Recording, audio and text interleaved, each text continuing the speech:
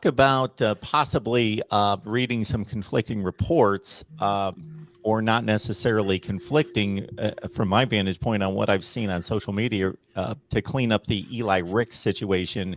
It seems to be something that Ohio State decided for him not to come, so it wasn't necessarily a decision that he made in the end. Do we have something definitive on that? I asked our people, and the only thing I got back was injuries and baggage. I mean, he played, I think, 6 games one year and 10 games the next, or vice versa for LSU.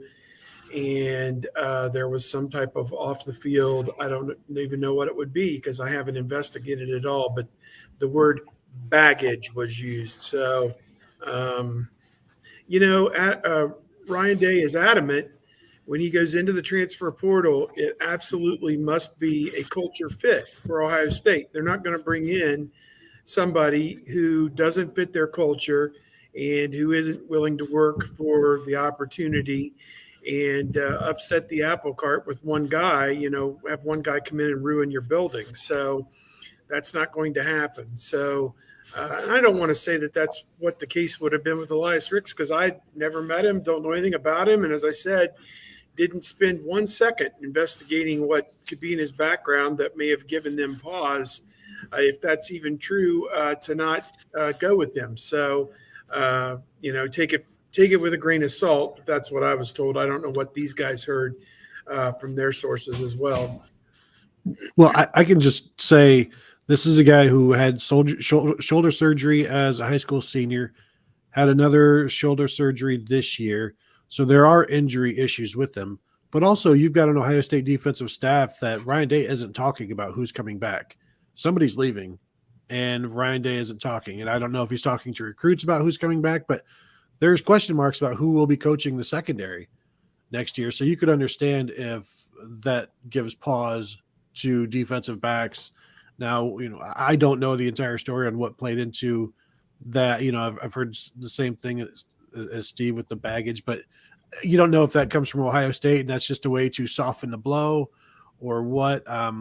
But there's enough reason for Ohio State to have questions and enough reason for Eli Ricks to have questions, I think. Yeah, it's very difficult to dance around the baggage issue because you have to consider the source. I certainly have heard baggage from other programs, so I can at least come out and say that it maybe not necessarily just something that's being put out for Ohio State for one reason or another.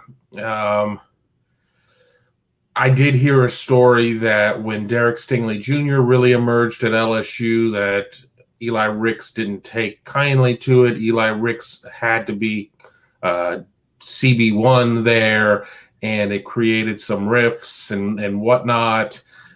So yeah, I will say that there are some baggage issues, but I did hear injury as well was a concern.